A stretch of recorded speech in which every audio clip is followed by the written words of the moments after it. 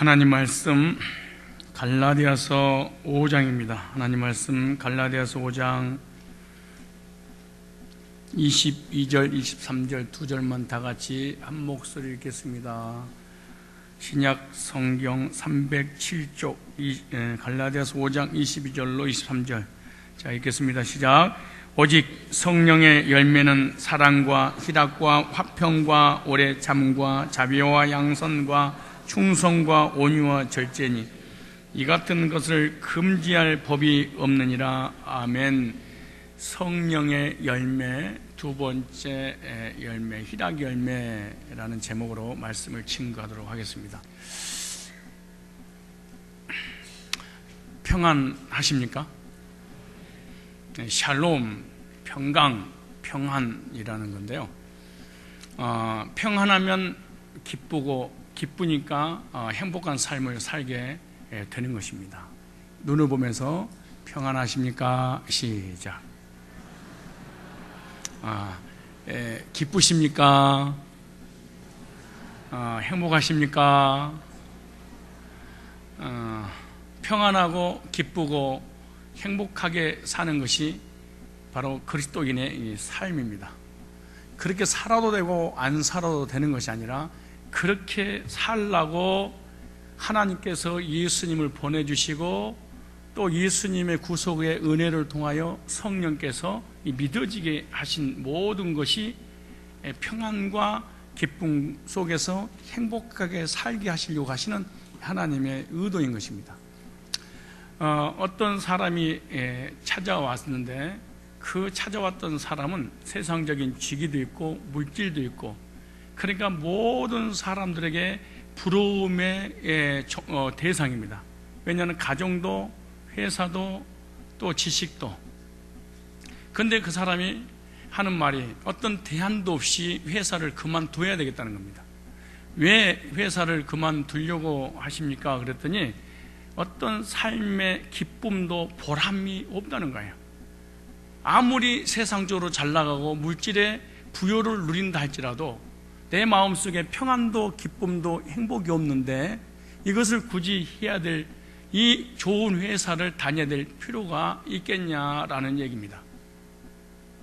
그 얘기를 듣는 순간 무엇을 느꼈냐 그러면은 우리 사람이라고 하는 이 존재는 물질과 지식과 명예와 이 세상 부경화를 다 가지고 있다 할지라도 행복하지 못하면, 기쁨 속에서 평강이 없다면 이 사람은 불행한 사람이구나. 그래서 모든 사람들이 이 세상의 어떤 부귀영화, 물질, 성공하는 것보다 더 원하는 것이 행복한 것인데 그 행복이 바로 평안과 기쁨을 누리며 살아가기를 원하고 있다는 것을 깨닫게 되었습니다.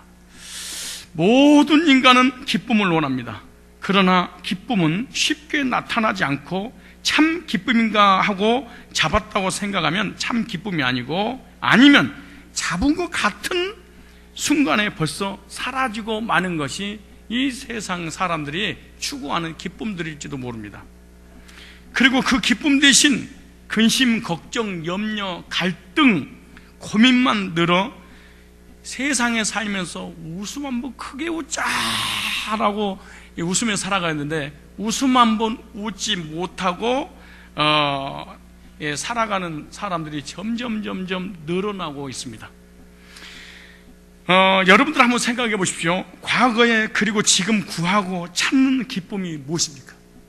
과거에 찾으려고 했던 기쁨이 뭐고 지금 찾으려고 하는 그 기쁨은 도대체 무엇인지 여러분 이 시간에 한번 한 10초 동안만 생각해 보십시오. 과거에 지금까지 내가 무엇을 기쁨으로 살기 위해서 얻으려고 그렇게 추구했는가? 그리고 지금 무엇을 기쁨으로 살려고 지금 추구하고 살아가고 있는가? 지금까지 무엇을 했을 때 가장 기뻤고, 무엇을 얻었을 때 가장 기뻤고, 무엇을 구하고 찾았더니 가장 행복했다고 생각을 들어지십니까? 그리고 참 기쁨을 얻었다고 생각이 되었고 그 기쁨은 얼마나 오래 갔는가 생각을 해보십시오.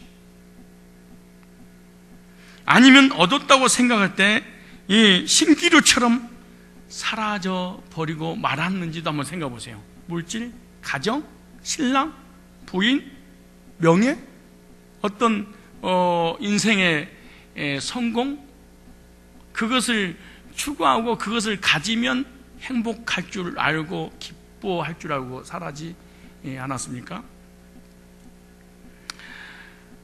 그리고 혹 내가 추구하고자 하는 그 모든 기쁨은 혹여나 혹시 돈 아니었어요?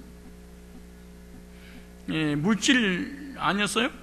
혹시 세상 것이 아니었습니까? 그리고 지금 어떠세요? 그것을 추구해서 가지고 있는 여러분의 어떤 정신의 상태는 기쁩니까? 슬픕니까? 행복합니까? 불행합니까? 가지고 있었던 것이 깡그릇이 다 사라지고 말았습니까? 오늘 본문에 성령의 9가지 열매 중에 희락의 열매가 있는, 희락이란 말은 기쁨이라는 것입니다. 희락, 기쁨의 열매를 말씀하고 있는데, 이 성령의 9가지 열매는 하나님의 속성입니다. 하나님의 속성이 뭐냐? 이 9가지 열매라는 거예요. 그런데 이 9가지 열매가 우리 속에 들어올 때는 이 능동적 요소보다 수동적 요소가 강합니다. 즉, 자의에 의해서 들어온 것이 아니고 타의에 의해서 들어온 것입니다. 즉, 주체가 내가 아니고 하나님입니다. 이게 성경이고 이게 장로교의 교리고 우리의 이것이 믿음의 본질입니다. 그러니까 믿음과 은혜와 성령의 충만함과 성화되는 것까지, 그리고 영원한 천국에 들어가는 것까지 능동적인 나의 자유에서 이루어지는 것이 아니라 타유, 주체가 내가 아니라 하나님에서 이루어지는 이 모든 것이 바로 하나님의 은혜로 되어지는 것입니다. 그래서 요한복음 14장 27절 이렇게, 얼마나 이 말씀을 듣고 이 말씀을 제가 전하면 들어보십시오. 평안을 너에게 끼치노니, 평안을 너에게 끼치노니, 보세요. 이 말씀은 곧 나의 평안을 너에게 주노라 그러네요. 그럼 하나님이 어떤 분이냐? 평안의 하나님이라는 거예요. 그러니까 하나님이 내 안에 뭐가 들어온다는 거예요? 함께 평안이 내재해서 들어오신다는 거예요. 그러니까 나 기도하고 열심히 막 헌신하고 충성하고 막 내 자유에서 최선을 다했더니 이런 열매들이 맺어지는 것이 아니고, 그분을 믿게 되면 그분이 내 안에 들어올 때 하나님의 속성을 가지고 들어와서 그대로 열매가 맺어지게 된다는 거예요. 그러니까 주님은 그렇게 말씀하시면서, 그러니까 뭐 하지 말라? 마음에 근심도 말고 두려워하지도 말라. 세상에서 얻을 수 없는 그런 기쁨을 하나님은 예수님을 통해서 성령으로 우리에게 주시기를 원하시는 분이라는 거예요. 성도가, 그리스도인이 하나님의 기쁨을 모른다면 신앙에 문제가 있다고 자기 자신을 점검할 필요가 있습니다. 기쁨이 없이 살고 신경쇠약이 걸리고 우울증 걸리고 자살 직전에 있었던 사람이라 할지라도 하나님을 믿고 예수님을 믿고 성령의 인도를 받게 되면 이런 자살, 우울증, 이런 불행한 이 모든 요소들이 다 사라지고 새로운 인생을 살아가는 것이 성경이고 이게 믿음입니다.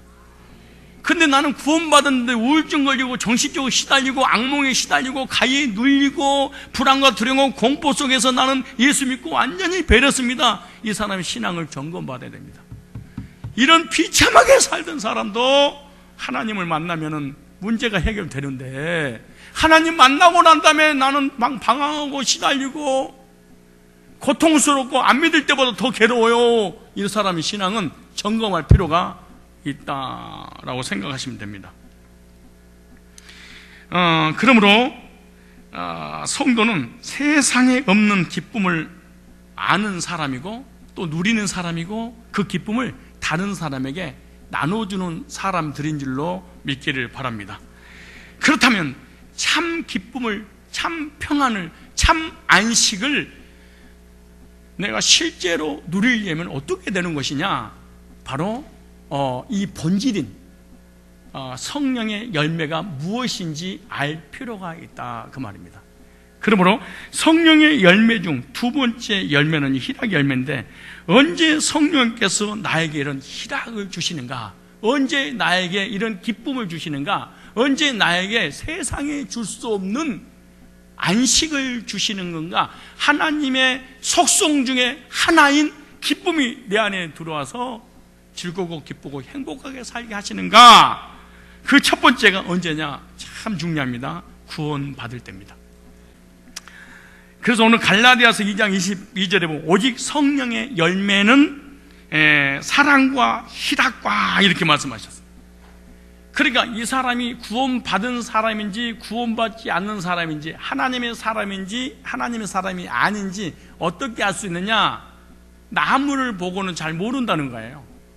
그러니까 나무라고 하는 사람을 보아서는 구원받았는지 못 받았는지 알 수 없다는 거예요.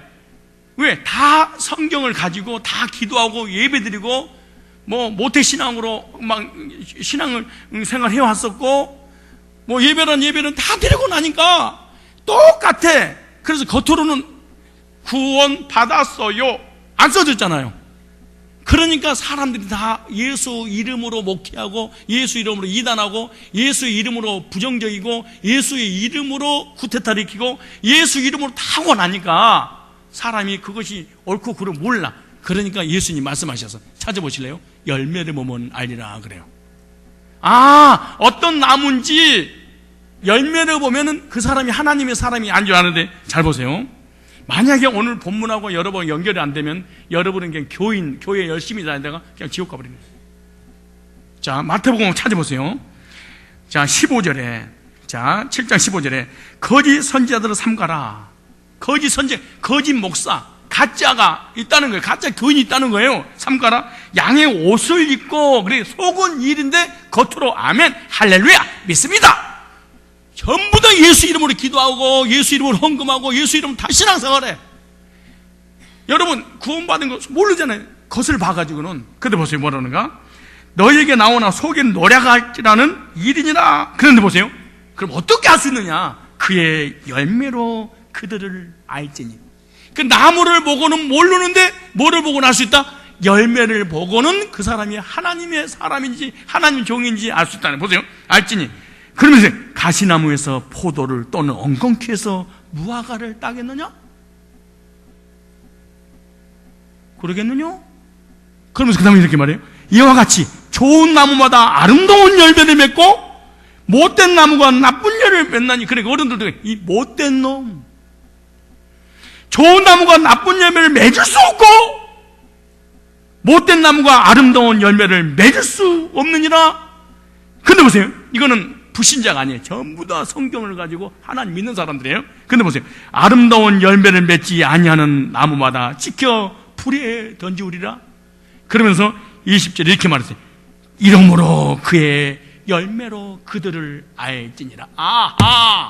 하나님의 백성인지 아닌지 사람을 보고 모르는데 그 사람의 행동을 보고는 알 수 있다. 그러면서 21절에 주여 주여 하는 자마다 천국에 다 들어가는 것이 아니야 이러는 거예요. 그 나무가 무슨 열매를 맺었느냐 하는 것을 보고 그 나무가 무슨 나무인지 알 수 있다. 열매를 보고 나무를 알아내는 거예요. 포도 열매를 맺으면 포도나무고, 감 열매를 맺으면 감나무고, 사과 열매를 맺으면 사과나무고, 배 열매를 맺으면 뭐고? 배나무고. 근데 나뭇잎을 보아서는 또 그 나무를 가지고 구분하기 어려워도 열매를 보면 알 수 있느니라 이러는 거예요. 언젠가는 들킬 것이다, 신앙이. 예수님을 믿어서 그리스도인이라고 하지만은 그 생활의 열매가 육신적인 열매를 맺는다고 하면 그 사람은 아직도 육에 속한 사람이라는 거예요. 그러니까 열매를 보고 이 사람의 정체를 찾아낸다는 거예요. 그러면 성령으로 살아서 성령으로 맺는 성령의 열매는 무엇이냐? 오늘 22절 23절에 그렇게 말해요. 오직 성령의 열매는 사랑과 희락과 화평과 오래 참음과 자비와 충성과 온유와 절제니 이렇게 말해요. 그러므로 거듭난 성도는요, 성령께서 주신 진정한 성령의 열매 중에 기쁨의 열매가 반드시 평안은 기쁨의 열매로 맺게 될 것이다, 이 말이에요. 그러므로 여러분이 구원받았다면 여러분 마음속에 거짓 평안이 아니고 진정한 평안일 것이고, 그 평안은 기쁨의 열매로 나타나게 될 줄로 믿습니다. 그래서 이 로마서 14장 17절에 보면요, 이걸 아주 구체적으로 기록해놨어. 사도 바울이 하나님의 나라는 먹는 것과 마시는 것이 아니요, 의식주가 아니요, 이 땅에서 많이 배우고 잘 먹고 잘 살고 성공하고 명예를 얻고 출세하고 이것이 아니요. 그럼 이렇게 말해요. 오직 성령 안에서, 그래, 성령 안에서 세 가지입니다. 첫째 의, 두 번째 뭐예요? 평강, 그 다음에 희락. 의는 죄산 받을 때 의, 평강, 죄산 받을 때 마음속에 평안, 희락, 기쁨. 그러니까 구원받은 사람은 의롭게 된 적을 통하여 마음의 평강을 얻고 기뻐하는 삶을 반드시 살게 될 거다. 이것이 뭐냐? 성령이 구원받을 때 내 안에 성령의 속성을 가지고 들어오셔서 열매를 맺게 한다. 그래서 신앙은 절대로 거짓말 속일 수가 없다. 교회 다녀주는 건 안 됩니다.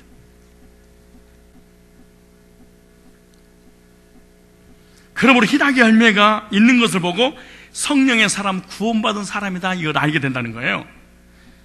예수님을 믿는데 만족과 기쁨이 없다면 두 가지를 점검해야 됩니다. 두 가지를.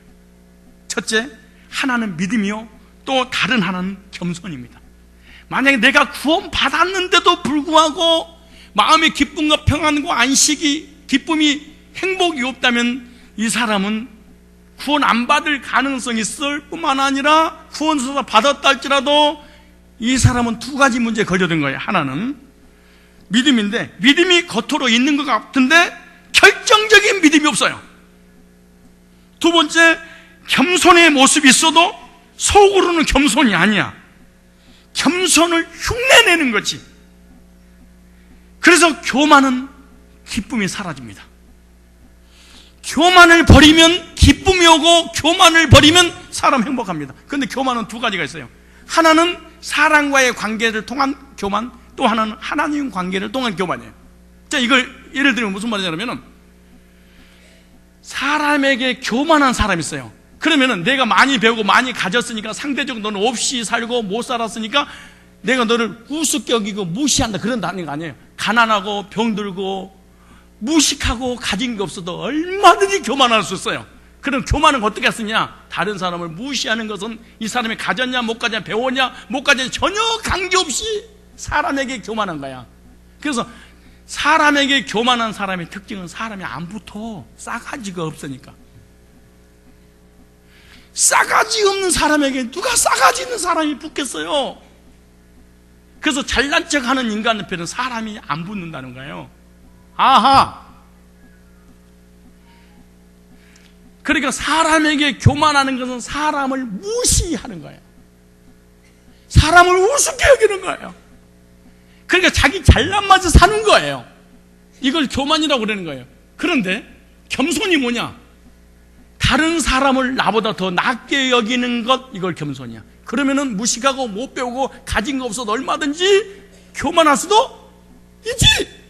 그러니까 가진 거고 배운 거고 아는 게 없으니까 병들었으니까 나는 겸손이야. 겸손해요. 나는 웃기고 있어.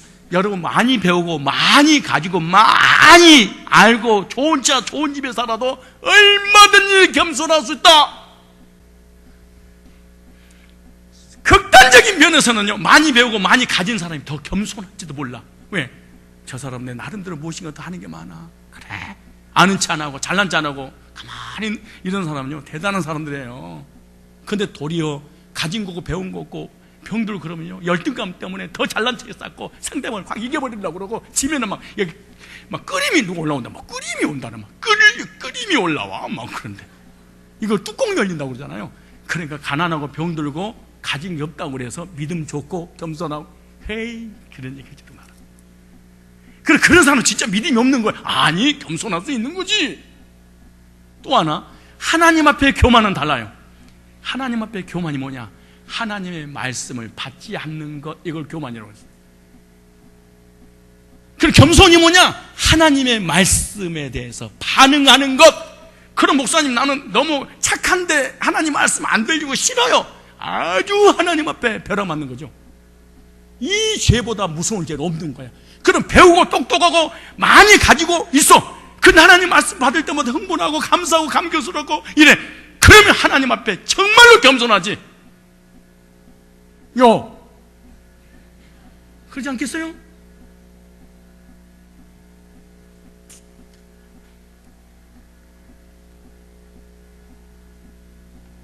역대하 한번 찾아볼래요? 역대하 36장 15절 16절에 하나님 앞에 교만이 뭔가 봅시다. 하나님 앞에 교만은요, 성경에 용서받을 수 없다 그래. 죄를 하나님 앞에 교만은, 사람 앞에 잘난 척은 그래도 용서받을 수 있어. 하나님 앞에는 안 돼. 그럼 어떻게 나타나느냐? 역대하 36장 15절 16절 자 보세요. 그 열조의 하나님 여호와께서 그 백성과 그 거하시는 곳을 교회죠, 성전을 아끼사, 성도를 아끼사 부지런히 그 사자들을 그 백성에 보내어 일을 썼으나 그 백성이 첫째, 하나님의 말씀을 전하는 하나님의 사자를 비웃고, 설교하면 그냥 비웃고 후숙 여기고 막 이런 사람 있잖아요. 비웃고, 두 번째, 말씀을 멸시하고 우습다는 거예요. 그게 설교냐는 거예요. 세 번째, 그것도 모자라서 여기서는 속으로 욕하고 집에 가서 사람들을 모아놓고 욕하고. 세 가지 죄예요. 첫째 뭐예요? 사자를 비웃고, 두 번째 말씀을 멸시하고, 세 번째 목회자를 비방하고 욕하고 흉보고. 이 죄를 짓게 되면 어떤 결과가 있느냐? 여호와의 진노로 그 백성이 미쳐서 만회할 수 없게 되었다. 용서받을 수 없다. 왜 그러냐 그러면은, 하나님은 성령으로 주의 종에게 말씀을 주시고 말씀을 전하는데 성부, 성자, 성령 하나님 자체를 부인하는 거예요. 안 받아버리는. 그런데 보세요. 시편 107편 19절로 20절에 보면은 성도에게 말씀을 받지 않으니까 흑암에 거한다는 거예요. 공고 안에 거한다는 거예요. 막 고통스럽다는 거예요. 그래서 그 문제를 해결해 주기 위해서 하나님은 말씀을 보냈어. 그 말씀을 통해서 하나님 해결받기. 그래서 저가 그 말씀을 보내어 저희를 고치사 유경에서 건지시는도다. 아하, 하나님은 우리에게 건지는 방법이 말씀을 통해서만 건지시는구나. 다른 게 아니구나. 예언기도 받는 게 아니야. 나는요, 가끔 가다가 우리 성도들이 믿음 없고 구원받지 못하거나 신앙생활 방황하는 사람의 특징이 뭔지 아세요? 아무도 모르게 쥐도 새도 알게 살짝 우리 교인들 모르도록 가가지고 눌러달라고 그래요. 띠용띠용 눌러주세요. 예언기도 받으러 그 귀신한테 가는 거예요. 그럼 왜 귀신한테 가? 여러분, 점쟁이한테 누가 점치러 가죠? 응? 귀신 눌린 사람, 둘 다 귀신 눌려서 그러는 거예요. 하나님이 안 믿어지고, 미래가 안 믿어지고, 하나님 주권이 안 믿어지고, 하나님 역사하고 있다는 게 안 믿어지니까. 근데 또 기가 막혀서 또 가긴 가면 또 이러는 거야. 딱 보니까, 왜 왔어 여기를, 왜 왔어? 그러더니 점쟁이가, 그러면 어머, 나 때 뭐가 있나 봐. 내가 하나님 백성은 백성인가 봐. 여기 올 사람이 아니야. 스스로 알면서 왜 했어? 교회에서 신앙생활 잘해요. 왜 영적인 바람이 나서 돌아다녀? 돌아다니는 사람 문제가 있어요. 이렇게 하나님이 응답하는 게 아니에요. 말씀을 보내서 유경에서 건지시는 도다. 성경이 이렇게 말씀하고 있는 거예요. 그러므로 이 불신앙과 이런 교만은요, 절대로 평안과 기쁨의 적입니다. 여러분이 평안과 기쁨이 없다면 하나님과 사람 앞에 극치의 교만하다 이렇게 생각하시면 됩니다. 그럼 교만한 사람의 특징이 어떤 특징이야? 메시지가 안 들린다. 하나님이 매를 댈 살려면 사람은 어떤 사람이냐? 하나님 말씀이 안 들리고 사람만 보인다. 목사님이 지금 1시간 반 동안 설교를 하는데 설교 중에 목사님이 허물 모이고 메시지는 하나도 안 들린다. 하나님이 이 사람 버릴 준비를 했어요. 그 내가 죄를 짓고 있어요? 하나님 앞에 잘못했어요? 근데 메시지가 들린다. 하나님이 사랑해서 붙잡아주고 있다는 거예요.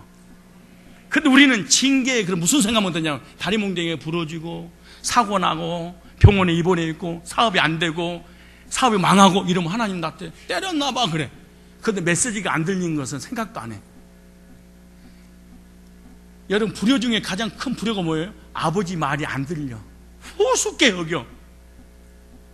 가장 큰 죄입. 여러분, 여기 앉아 있어도 하나님 앞에 불효를 저지를 수 있어요. 메시지가 안 들려. 사람만 보이고. 하나님을 하나님으로 섬기지 않는 죄와 하나님이 아닌 것을 하나님으로 섬기는 죄를 모두 불신앙이다, 이렇게 생각하면 됩니다. 그리고 교만할 때 말씀이 안 들리고, 교만은 감사를 잃어버리게 한다. 교만은 평안을 잃어버리게 만든다. 교만은 기쁨을 잃어버리게 만든다. 그러므로 믿음으로 교만을 회개하고 겸손을 회복하면 기쁨이 넘치게 될 줄로 믿습니다. 여러분, 예배 드릴 때 여러분 얼굴 보이잖아요. 제가 여러분 모습 봐봐. 여러분 수술하죠. 그럼 이렇게 예배 드리는 것을 하나님 뭐라고 하신가? 신명기 28장 47절로 48절. 자, 성경에 뭐라고 써졌는가? 그냥 교회 왔다 갔다 하지 말고 제대로 알고 다니세요. 기독교 종교 믿지 말고 제대로 알고 다니면, 나 교회 열심히 다니는데 사업이 안 되고 망하고요, 가정이 파괴되고 힘들어요, 이러지 말고 제대로 알고. 여러분 다시 표정을 이렇게 있고, 그리고 거기가 따라가는 대로 숙이고, 왕 앞에 나왔는데, 만왕의 왕이신 하나님 앞에 나왔을 때 어떻게 되는가? 신명기 잘 보세요. 28장 47절 48절에 찢어버리고 싶죠. 아니, 교회만 다니면 되지 뭘 그렇게 복잡해요? 복잡합니다. 성경은 윗사람을 섬기는 건 복잡합니다. 별별 일 없는 사람을 섬기는 건 간단합니다. 높으면 높을수록 이 절차가 복잡한 겁니다. 잘 보세요. 뭐라고 그러나? 신명기 28장. 네가 모든 것이 풍족하여도, 잘 보세요, 기쁨과 즐거운 마음으로 네 하나님 여호와를 섬기지 않음을 인하여. 그걸 꼭 여러분 자신을 보는 것 같잖아요. 하나님 앞에 나올 때 기쁨과 감격 속에서 하나님을 섬겨야 되는데,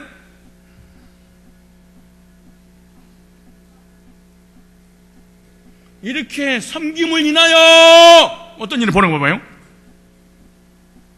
네가 줄이고 목마르고 헐벗고 모든 것이 핍절한 가운데서 여호와께서 보내사 너를 치게 하실 대적을 섬기게 할 거야. 네 삶이 엉망이 되어버릴 거야.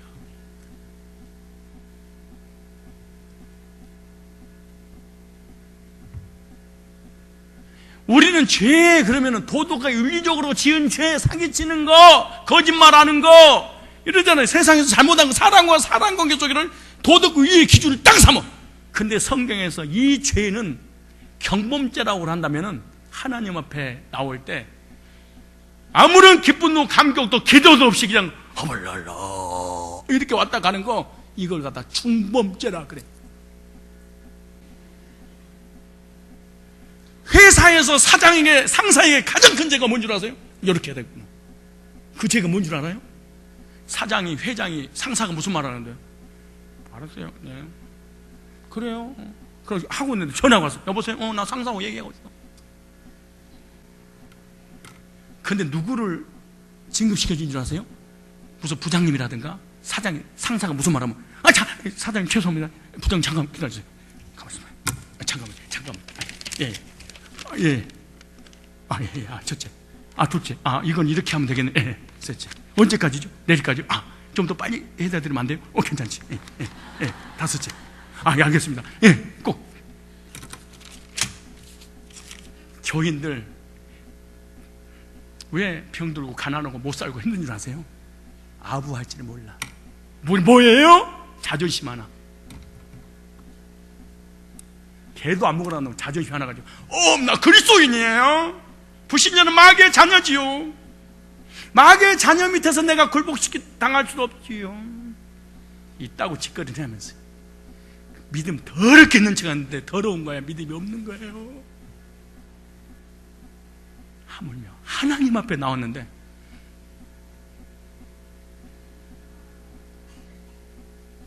문자 보내고 다리를 꼬고 끝날 때쯤 오고 힘들어서 졸고 또 졸다가 또 자고.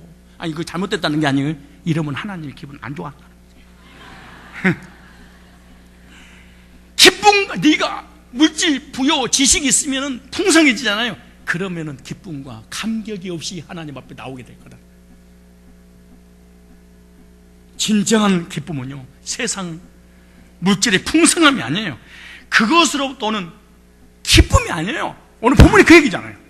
기쁨과 행복은 하나님께로부터 오는 거예요. 만약에 웃음과 기쁨을 잃어버린 사람은요, 성격의 문제가 아니라 자꾸 환경의 문제라고 얘기하는 경우가 많이 있는데, 그러나 진정한 기쁨은요, 웃을 수 없는 상황에서 웃을 수 있는 겁니다. 기쁨을 가질 수 없는 환경에서 기쁨을 누리는 것, 그것이 주님이 주시는 기쁨. 기쁨은요, 한계를 초월해, 한계를 극복하는 거예요. 이게 믿음이고 이게 기쁨이고 하나님이 주신 것들이에요. 바울과 실라처럼 감옥 속에서 찬송하지 않을 수 없는 그런 기쁨 말이죠. 하박국은 뭐라고 고백한 줄 아십니까? 불평할 수밖에 없는 환경이었다. 무화과나무가 무성치 못하고 포도나무가 열매가 없고 감람나무에 솔질이 없고 밭에 식물이 없고 위안간에 이 사람은 전부 다 없는 것 투성이야. 그런데요, 여호와를 인하여 즐거워하며 나의 구원에 하나님으로 인하여 기뻐하리로다, 이렇게 말해요. 이것이 성도입니다. 그렇다면 그리스도인들은 언제 이 기쁨이 충만하게 될까요? 두 가지 문제 해결되면 기쁨이 충만해져요. 첫째, 언제 문제 해결돼야 돼.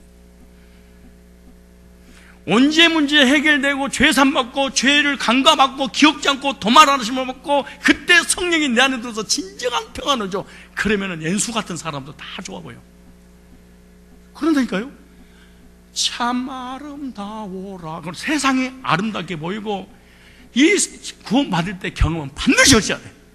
무슨 말이냐면은 진짜로 구원 받고 거듭나면요, 여기 같은 교인들인데 얘네들 같지 않은 거 주님 아시죠? 저만 하나님의 자녀인 거 공주병 걸려. 진짜라니까. 진짜 왕자병 걸린다니까. 진짜 구원받고 교회 다니잖아요. 누가 시키지 않아도 뭐 다른 교회가 뭐 복음 있겠어? 우리 교회 같은 데가 어디 있겠어요? 누가 시키지 않아도 지 스스로. 그러니까 사람들이 우리 교회 이상하다고 그래. 내가 뭐 해주도 않는 지 혼자 가가지고. 그리고 같은 교인들끼리도 그런 거야. 얘네들 사랑 못 받았어. 나같이 사랑받은 사람이 어디가 있어? 그리고 온 우주에 나 혼자 있는 것처럼, 그리고 나하고 하나님 1대1로 사랑하는 것처럼 느낀다니까. 이게 반드시 구원받았다는 그런 경험을 하니까 이게.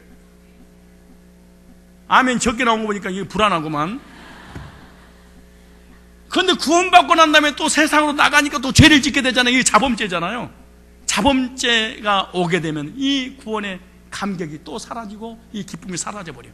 그러므로 언제 문제 해결받아서 구원받아서 하나님의 성령의 열매가 맺게 될 거 아니에요. 그런데 구원받고 난 후에 또 죄를 짓게 되면 이걸 회개해야 돼. 회개하면 이것이 이 모든 죄가 해결받으면 하나님 다시 우리에게 기쁨을 주실 줄로 믿습니다. 구원받은 사람의 특징 중 하나가 마음의 평안. 마음의 평안하니까 겉으로 표현이 돼, 기쁨이. 그래서 이 슬픔 주님 주신 거 그랬어요? 이 기쁨 주님 주신 것, 이 기쁨 주님 주신 것, 할렐루야, 주께 영광, 할렐루야. 내가 만들어낸 게 아니에요. 하나님이 주신 거. 뭐 할 때? 구원받을 때. 우리 마음속에 기쁨이 없는 것은요, 다 죄 때문이라고 생각하면 됩니다. 죄를 품고 있으면 기쁨이 없습니다. 기쁨을 막는 것은 이 지구상에 죄 외에는 없다. 사단이 막잖아요. 사단 얘기하지 마라. 사도행전 3장 19절에 보면 그러므로 너희가 회개하고 돌이켜 너희 죄 없이 함을 받아라. 보세요. 사단의 문제가 아니에요. 죄 없이 함을 받아라. 이같이 하면 유쾌하게 되는 날이 주 앞으로부터 이를 것이다. 그러니까 언제가 됐든 자범죄 문제가 됐든 하나님의 평강을 다 뺏어가는 것이 죄잖아요. 근데 그것이 해결되면 주님께로부터 먹을 것이다. 유쾌하게 된 날, 성령 받는 날, 평안이 오게 될 것이다. 평안이 없으니까 원망 불평하고 막 화를 내고 싸우고 교회 와가지고 은혜 못 받고 이렇게 살아가는 것이 평안이 없어서 그런 거예요. 그러므로 언제 문제 해결받지 못한 사람 예수 믿고 언제 문제 해결 받으시고, 자범죄 문제 해결받지 못한 사람 오늘 시간에 주님 앞에 말씀을 듣고 잘못한 것을 깨닫고 회개한 그 열매로 성령의 9가지 열매 중에 희락의 열매가 맺어지시기를 바랍니다. 여러분 마음속에 진정한 평강의 시간이 있기를 바랍니다. 왜 평강이 없고 감격이 없는 이유가 뭡니까? 왜 기쁨이 없습니까? 그것은요, 조금 아까 말씀드린 것처럼 죄 문제인데, 죄를 철저하게 처리하는 우리들이 되어야 될 줄로 믿습니다. 사실 성령의 기쁨이 사라져버린 성도들을 많이 보게 됩니다. 영적으로 방황하고요, 영적으로 건조하고요, 메마르고요. 이것이 다 평안이 없는 것은 성령께서 주시는 희락이 없기 때문에 그러는 겁니다.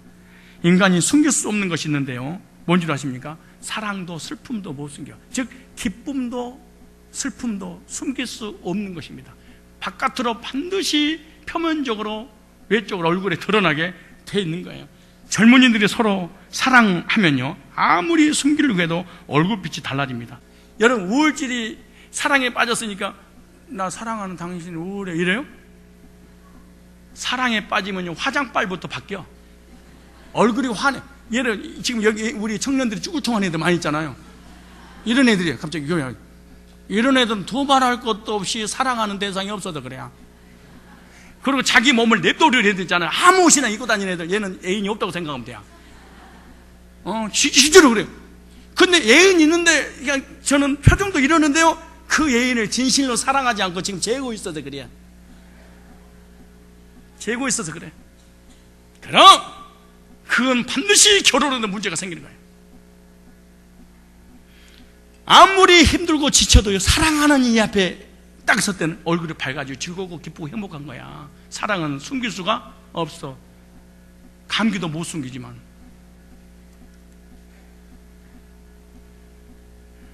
마음에 아픔이 있는 사람도 아무리 숨기려고 해도 숨길 수가 없습니다. 여러분요, 마음에 슬픔이 있고 고통이 있는 사람은요, 사실은 여자들 중에 화장을 하면요, 화장빨이 안 받습니다. 그리고 얼굴에서 거부 반응을 일으킵니다. 그리고 흘러내려. 그러니까 괜히 그런 거예요. 뭐 너무 화장이 이게 문제가 있는 거 아니야? 이거 소비자 센터에 고발해야 될 거 아니야? 네 얼굴이나 고발하세요. 그러니까 얼굴에 내 화장빨이 잘 받다가 안 받으면 빨리 여러분 내적인 상태를 점검을 해야 돼. 어머, 내가 수심에 가득 찼구나, 근심걱정 염려로 가득 찼구나, 나에게 평강이 없구나, 이렇게 생각하면 너무 쉬워. 그리고 화장빨 조금만 해도 얼굴이 잘 받아줘. 남자들 보세요. 화장 하나도 안 바르도 탱탱해요. 60이 넘어가도. 여자도 왜 안 되냐? 수심, 근심, 걱정, 염려씨가 자기를 지배하고 다스리고 통치해가지고 얼굴에 기쁘면 웃어도 그런 거예요. 안녕하세요. 아니, 즐거움이 없는 거예요. 근데 또 하나, 마음의 기쁨이 사라지게 되면요, 소화 안 되는 사람이 특징 중에 기쁨이 없어서 그래요. 마음이 불안하면 체하거나, 또 하나 있는 것이 소화불량에 걸려요. 꼭꼭 안 씹어서 먹어서 그래요. 아니요, 통째로 고기를 삼켜도요, 기쁨이 그냥 소화가 돼. 꼭꼭 씹어도 체해. 물만 먹어도 체한다니까. 애기 엄마들이 기쁜 마음으로 젖을 먹이면요, 아이에게 좋은 영양소가 나오지만 화가 나거나 불안한 마음으로 젖을 먹이면 독소가 나와서 아이들이 설사를 하고, 그리고 반드시 탈이 납니다. 남편하고 싸우고 전명해 봐봐요. 왜냐? 남편을 때려 죽이고 싶은 악의가 가득 차니까 이게 독소가 빠져나가는 거예요. 아기가 이상해져 버리는 거예요. 부부 싸움하고 나고 신경질 나가지고 젖먹이지 마라. 굶겨 그냥. 그런데 마음이 평안하고 기쁨 가운데 젖을 먹이자 젖도 잘 나와. 아이가 소화가 잘 되고 건강하고 정신적으로 좋은 사람 특징이 그냥 부모, 엄마가 젖을 먹일 때 행복해서 그런 거야. 행복 바이러스, 기쁨 바이러스, 평안 바이러스가 아이에게 그대로 전달돼서 그러는 거예요. 서로 떨어져 있잖아요. 그렇지 않아요. 그렇지 않아요. 앞으로 아이들 설사 나오고 배탈 났다 그러면 엄마가 성질 더러운 상태에서 먹였다 이렇게 생각하면, 독을 먹였다 그렇게 생각하면 돼요. 왜냐하면 잠언서 17장 22절에 보면요, 마음의 즐거움은 양약이라도 심령의 근심은 뼈를 마르게 하느니라. 뼈다귀가 안 좋아지는 것도 근심걱정 염려여서 그래. 뼈까지 연결됐다는 거예요. 모든 연결을 죽여버린다는 거예요. 이게 근심걱정 염려가. 잠언서 15장 13절에 보면은 마음의 즐거움은 얼굴을 빛나게 하여도. 그러니까 얼굴 보면 마음에 평안과 즐거움이 있는 거 얼굴만 보면 알아. 옆에서 얼굴만 봐봐. 여러분의 얼굴은 영혼이라는 단어잖아요. 여러분의 영혼의 상태가 얼굴로 나타나는 거거든, 사실은. 절대로 속일 수, 거짓말할 수 없는 진리. 여기 나오잖아요. 마음의 즐거움은 얼굴을 빛나게 하여도 마음의 근심은 심령을 상하게 하느니라. 화장하지 않아도 예뻐질 수 있어. 빛날 수가 있어요. 머리가 벗어져 빛나리가 아니고 정말로 빛날 수 있어. 뭐하면? 평안하면. 이 평안을 누가 준다? 여러분, 우리 성도들이 성령의 열매로 말하면 마음이 평안해서 얼굴이 빛이 나서요, 화장품 회사 망하게 해야 될 줄 믿습니다. 진짜 완전히 화장품 회사 망하게 만들어버려야 돼. 근데 왜 근시겁 염려하니까 얼굴이 막 죽통이잖아요. 죽상이고. 그래 이걸 갖다가 커버를 해야 돼. 그래 파운데이션부터 시작해가지고 떡대 막 붙이고 한 30시간 따라 붙이는 거야. 그러다 눈물 흘리거나 은혜 받으면 얘가 고속도로 떨어지는 거야. 괴물로 바뀌는 거. 왜 그러냐면 마음에 평안이 없으니까 그런 거야, 이게.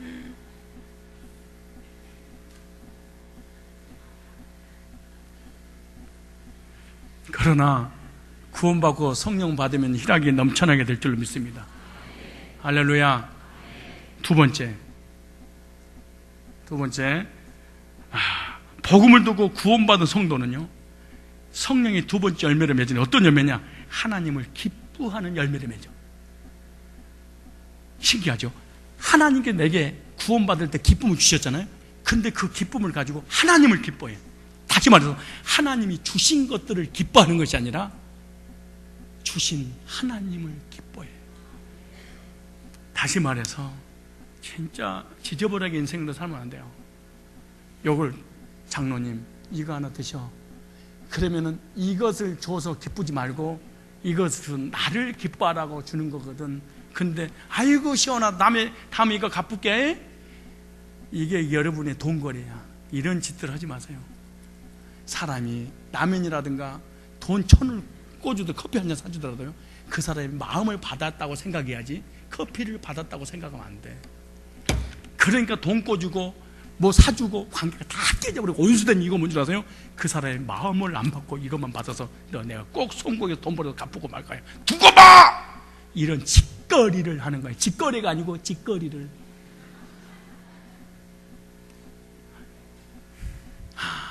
사랑하니까 이걸 주었구나. 얼마나 나를 아껴서 그랬을까? 마음을 받을 줄 알아야지.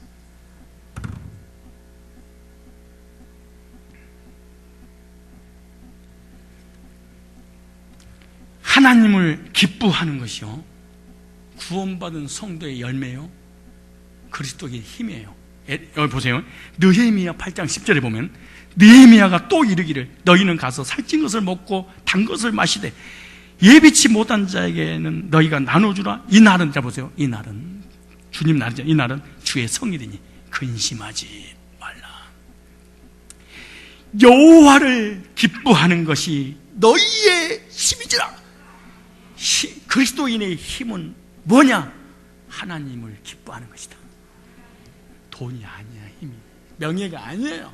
세상 것이 아니에요. 건강 힘이 아니에요. 여호와를 나의 힘으로 삼는 하나님의 백성들, 이게 성령께서 내 안에 들어올 때 오시는 거예요. 정말 하나님이 성도의 기쁨이 된다면 그 성도는 힘이 있는 성도인 줄로 믿습니다. 하나님의 얼굴을 구하는 것이 복을 구하는 것보다 더 좋습니다. 사랑하는 사람과 같이 있으면요, 기쁘고 즐겁고 행복합니다. 왜냐? 사랑하기 때문에. 사랑하는 하나님과 함께하는 이것이 희락의 열매인 것입니다. 하나님의 사람들의 특징 중 하나가 뭐죠? 하나님을 구했어. 자, 출애굽기 15장 2절에 보면요, 여호와는 나의 힘이요. 여러분의 힘은 뭐죠? 돈이요. 여러분의 힘은 뭐예요? 명예요. 여러분의 힘은 뭐예요? 건강이요. 여러분의 힘은 뭐예요? 물질이요. 여러분의 힘은 뭐예요? 자녀들이 잘 되는 게 그게 힘이요. 여호와가 나의 힘이요. 노래시면 나의 구원이시로다. 그는 나의 하나님이시니 내가 그를 찬송할 것이요 내 아비의 하나님이시니 내가 그를 높이리라. 시편 18편 1절에 보면 나의 힘이 되신 여호와여 내가 주를 사랑하나이다. 28편 7절에도 여호와는 나의 힘과 나의 방패시니 내 마음이 저를 의지하여 도움을 얻어도다. 그러므로 내 마음이 크게 기뻐하며 내 노래로 저를 찬송하리로다. 이사야 49장 5절에 보면 얼마나 아름다운 성경 구절이 있는지 몰라요? 나는 여호와의 보시기에 존귀한 자라. 열등감 해결. 여러분요,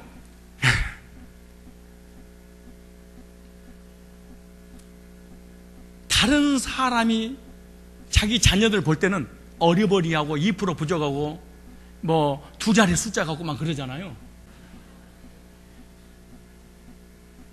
아무리 사람 보기에 등신처럼 보여도요, 자기 부모님의 입장에서 자기 자녀는요 존귀한 자야. 그러니까 남의 자녀들 훈계하고 비교하고 이런 거 하지 마라. 맞아 죽어.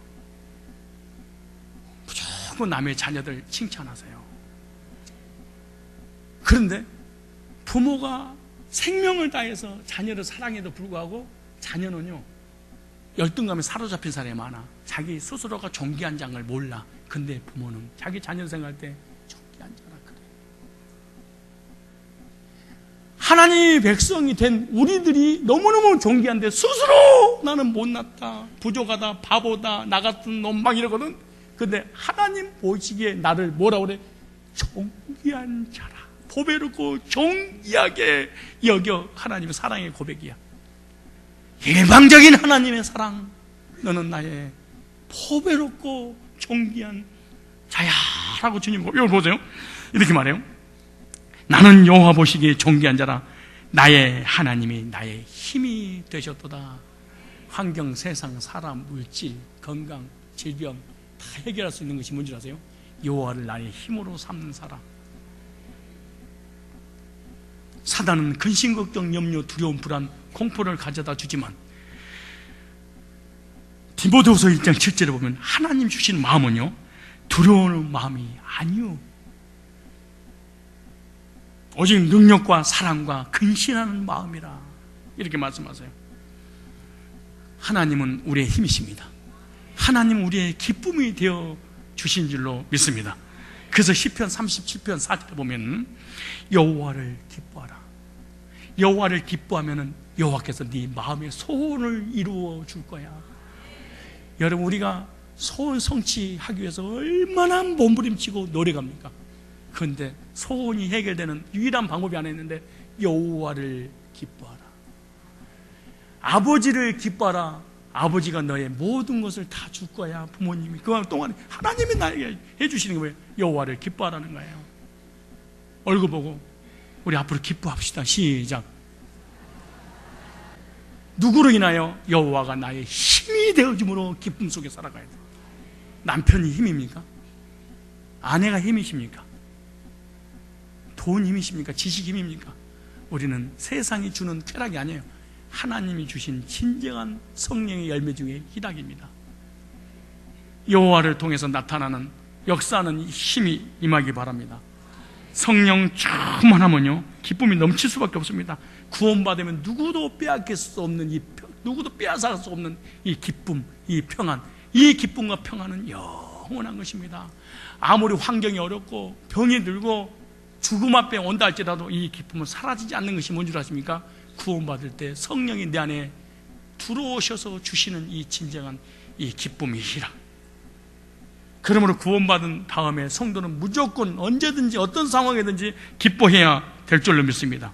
우리는 성령의 열매, 기쁨의 열매를 맺은 하나님의 사람들인 줄 믿습니다. 하나님과 교제를 기뻐하고 기뻐하는 사람, 하나님을 기뻐하는 마음을 가지고 있는 사람, 하나님 자신을 구하고 하나님 자신을 기뻐하는 성도, 이 사람이 성령 충만한 사람이요 희락의 열매를 맺게 되는 하나님의 사람들인 줄로 믿습니다. 하나만 더 하겠습니다. 하나님의 일을 할 때 기쁨이 충만하도록 성령의 열매를 맺게 준다고 빌립보서 1장 18절에 그렇게 말합니다. 그러면 무엇이뇨? 예모로 하나 참으로 하나 무슨 방도라든지 전파하는 것은 그렇더니 이로써 내가 기뻐하고 또 기뻐하리라. 무슨 말이에요? 하나님의 일을 할 때 기쁨이 넘치게 된다는 거예요. 하나님 일이 뭐냐? 두 가지입니다. 하나는 영혼을 구령하는 전도, 또 하나는 뭐냐? 하나님 일이 구원받은 성도가 교제하는 것.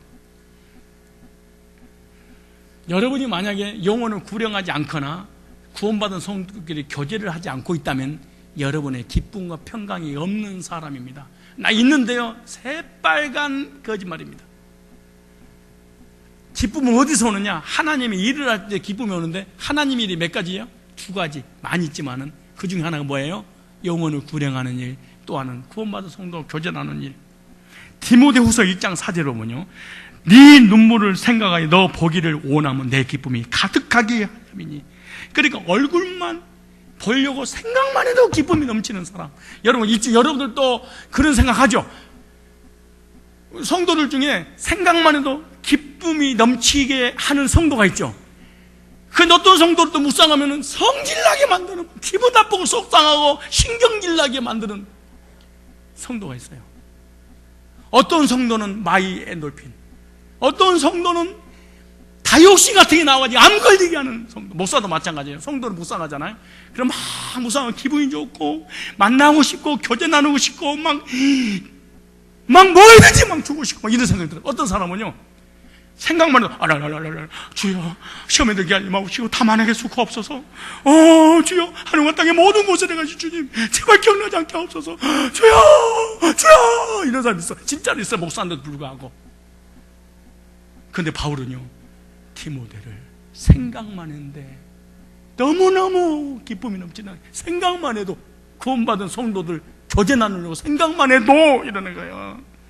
빌레몬서 1장 7절 형제여 성도들의 마음이 너로 말미암아 평안을 얻었으니 잊어버리면 안 됩니다. 빌레몬서 1장 7절 읽고 마칠 거예요. 너무 중요하니까 1장 7절 빌레몬서 빌려서 보세요. 전 벽거. 형제여 성도들의 마음이 너무너무 중요한 거예요.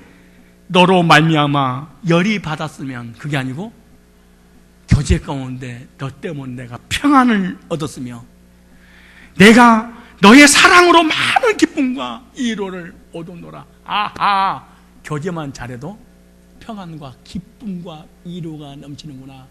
어떠세요? 여러분 만난 청년들, 여러분 만난 집사들, 여러분 만난 장로들, 여러분 만난 사람 교제 나누는데 열받고 신경질하고 스트레스 들고 시험 들고 은혜가 더 안 되고 그런다. 만나지 마세요.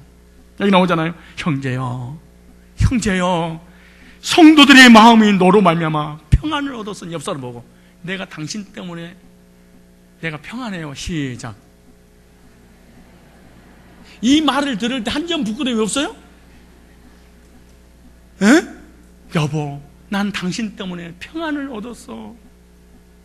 여보, 난 당신 때문에 열받아.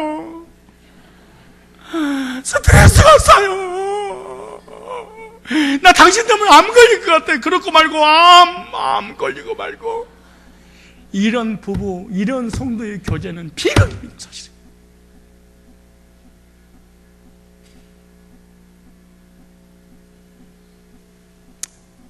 내가 너의 사랑으로 많은 기쁨과 위로가 된다.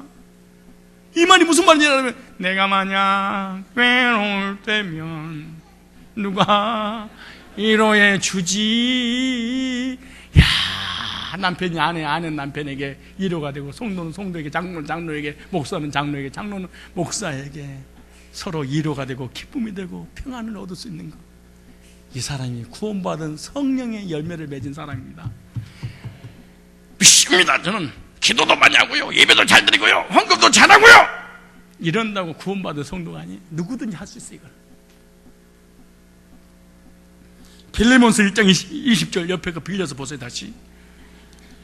오 형제여, 나로 주 안에서 너를 인하여 기쁨을 얻게 하고 내 마음이 그리스도 안에서 평안하게 하라. 야, 이 말씀 보세요. 오 형제여, 여러분 얘기하면 오 달리, 나로 주 안에서 너를 때문에 기쁨을 얻고, 목사가 장로님 때문에 기쁨을 얻고, 고자 때문에 기쁨을 얻고, 전도사 때문에 기쁨을 얻고, 막 기쁨을 얻고, 내 마음이 그리스도 안에서 평안하게 하라. 그럼 무슨 말이에요? 평안과 기쁨이 교제 속에서 온다는 거야. 교제 속에서. 여러분의 교제는 어떻습니까? 여러분이 만난 사람들과 교제 속에서 정말로 기쁨과 평안과 안식을 얻었다면 여러분은 성령의 사람입니다. 그러나 여러분들 때문에 사람들이 기쁨과 평안과 안식을 얻지 못한다면 여러분은 사실은 열매를 잘못 맺고 있는 나무의 본질이 사실은 잘못된 거예요. 성령의 충만을 받아서 성령의 속성이 현상적으로 열매를 맺어지는, 저 사람 성령의 사람이야 라고 일컬음밖에 부족함이 없는 하나님의 사람들이 되시기를 주님의 이름으로 축원합니다.